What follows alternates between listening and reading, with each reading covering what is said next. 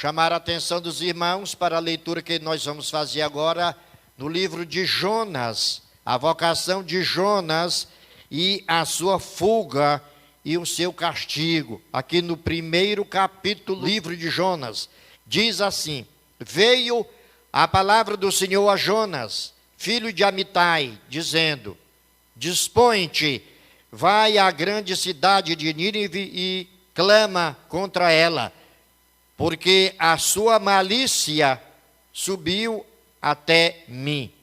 Jonas se dispôs, mas para fugir da presença do Senhor, para Tarsis. E tendo descido a Jope, achou um navio que ia para Tarsis. Pagou, pois, a sua passagem e embarcou nele, para ir com eles para Tarsis, para longe da presença do Senhor. Queridos, o livro de Jonas só não é uma parábola, como alguém já escreveu, chamando de parábola a história deste profeta. Como eu disse, só não é uma parábola, porque Jonas existiu. A sua história é verdadeira. Os personagens de uma parábola não existiram. A cidade de Nínive existiu, a capital da Assíria. Numa parábola, a cidade não teria existido. E que todo tipo de pecado, maldade, crueldade, atrocidade, barbaridade, corrupção, criminalidade, foi pela sua população praticado. Todo tipo de pecado. Este é um fato, não é uma história. Aconteceu. E a maldade e o pecado daquela cidade subiu até Deus, que não se agradou da violência, da crueldade e da idolatria daquela cidade. A história de Jonas descreve a vida do crente acomodado. A história de Jonas descreve a vida do crente negligente, descuidado, relaxado, desobediente e indiferente. O livro de Jonas é um livro sobre missões. É um livro que descreve a indiferença de um povo que é chamado por Deus para uma missão especial. Povo esse que deveria se sentir privilegiado como porta-voz de Deus para entregar a mais sublime mensagem de Deus, do Senhor dos Exércitos, a um povo carente destinado à perdição eterna. Nós, povo de Deus, crentes em Cristo, devemos nos sentir privilegiados, porque fomos chamados e vocacionados para esta grande tarefa de ganhar almas para Cristo. Portanto, nós somos privilegiados por sermos ganhadores de almas para Cristo.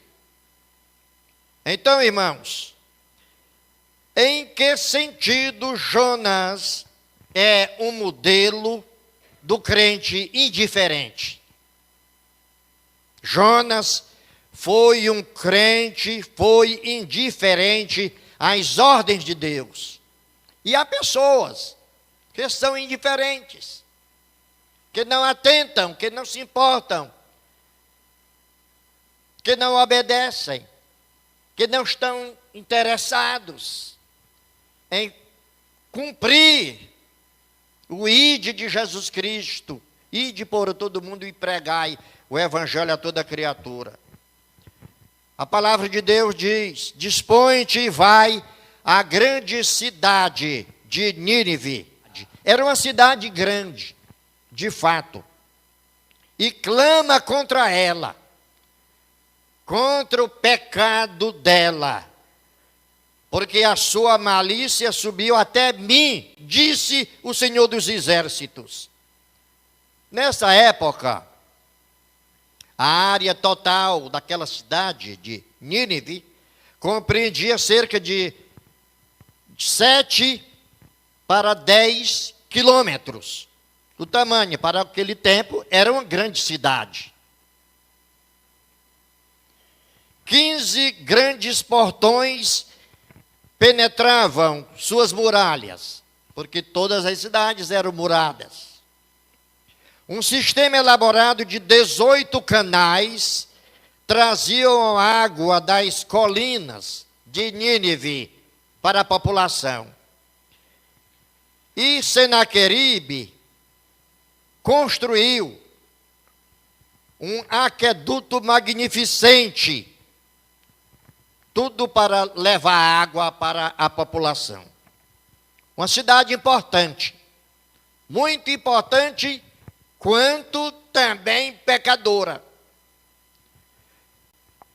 Porque esse povo pagão, que não cria em Deus, idólatra de Nínive, acreditaria num simples pregador hebreu, Jonas. Mas quem iria fazer a obra era Deus. Quando Deus manda, Ele capacita e Ele abençoa. Mesmo que em algum momento aquele instrumento enfrente alguns problemas, mas depois Ele abençoa. Algumas dificuldades podem surgir, até perseguições, mas a história do Evangelho no Brasil e no mundo é que aquele que começou a boa obra de Cristo completará. Ele completa. E que as portas do inferno não prevalecerão contra a igreja de Jesus Cristo, contra o Evangelho. Então, esta é a nossa fé em Cristo. Quando nós vamos anunciar a palavra, Jesus é quem vai na frente e Ele é quem realiza a obra. Então, como eu dizia, como é que esse povo receberia, acreditaria num simples pregador hebreu, um homem simples? Deus é quem realiza a sua obra. Olha, os ninivitas adoravam o deus peixe, Dagon, que na sua mitologia era parte humana e parte de peixe. Eles acreditavam que ele havia saído do mar e fundado sua nação, a Síria. E que esse Deus, com letra minúscula, enviava mensageiros do mar de tempos em tempos. Era esta a crença dos ninivitas. E agora eles tinham de confrontar o pregador do Evangelho, que iria para anunciar o arrependimento para eles de seus pecados. Mas a Bíblia diz: Jonas se dispôs, mas para fugir da presença do Senhor para Tarsis. Aí é o pregador indiferente, o crente desobediente. E tendo descido a Jope, achou um navio que ia para Tarsis. Pagou a sua passagem, embarcou nele, para ir com todos eles para Tarsis, para longe, diz aqui, da presença do Senhor. Ele se enganou, longe da presença do Senhor. A palavra de Deus diz que se eu subo aos montes, lá estais. Se eu faço a minha cama no mais profundo abismo, lá estais. Se eu me detenho nos confins dos mares, lá ainda haverá de me guiar a tua mão. Então, ninguém pode fugir da presença do Senhor. As pessoas pensam que podem, e por isso fazem coisas erradas, achando que estão fazendo algo que não irá dar problema depois. Mas Deus vê todas as coisas. Tarsis é uma cidade, o local mencionado no Antigo Testamento, mas cuja localização não foi determinada. A gente não sabe exatamente onde era aquela cidade de Tarsis, mas ela existiu, era uma cidade. Indo desde um porto no Oceano Índico até Cartago, ou um porto fenício na Espanha. Não interessa muito onde estava. O importante é que Jonas, que imaginou ir para Tarsis, não era lá o mandado de Deus, era Nínive.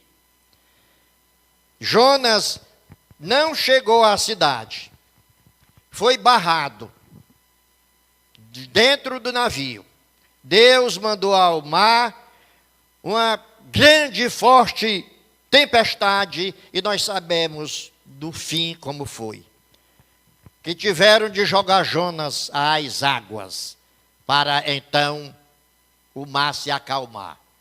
Foi quando ele foi engolido por um grande peixe, levado para a praia, consciente, depois de ter orado no ventre do grande peixe.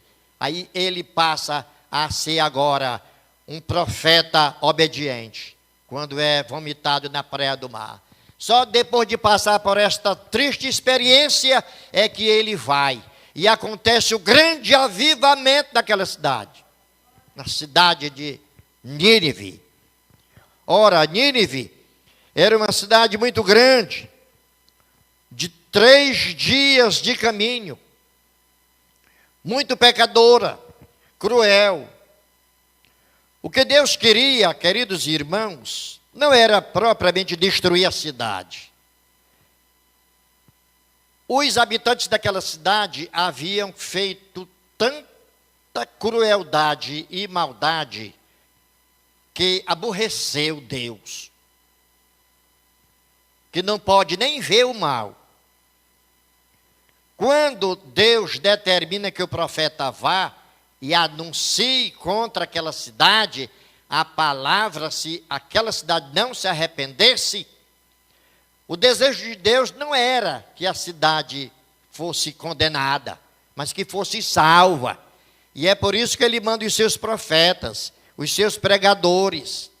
Então, era uma cidade pecadora, cruel. O que Deus queria não era destruir aquele povo. Deus não tem prazer em destruir o ímpio do seu pecado. Deus quer que ele se converta e viva. O que Deus queria era exercer justiça consoante o uso da sua misericórdia. O povo se arrependeu e foi poupado. Como poupados são todos aqueles que obedecem à lei de Deus, à pregação de Deus, o evangelho de Jesus, e aceita Jesus como Salvador. Então, ele é digno de todo o nosso louvor, Deus, que é misericordioso, porque não nos trata de acordo com os nossos pecados. Graças a Deus. Agora, qual é a ordem de Deus para a sua vida, meu prezado irmão? Qual é a ordem de Deus para a sua vida? Qual foi a ordem específica que Deus lhe deu, a qual você tem sido indiferente? Deus lhe determinou, Deus lhe entregou algo, mas até o momento você está sendo indiferente, não quer obedecer. Aquela coisa que Deus colocou no seu coração e você não quer obedecer. Eu não sei exatamente o que é, mas Deus lhe falou ao coração algo para você fazer, e você não tem feito, você está apático, indiferente, não quer realizar. Onde é que Deus tem lhe enviado e você não quer ir? Para onde você está sendo comissionado e não quer obedecer? Qual é a sua Nínive? Todos nós temos uma Nínive e precisamos obedecer. Precisamos ir a Nínive para realizarmos a vontade do nosso grande Deus. Que Deus nos abençoe. Que Deus te abençoe. Em nome do Senhor Jesus Cristo. Amém.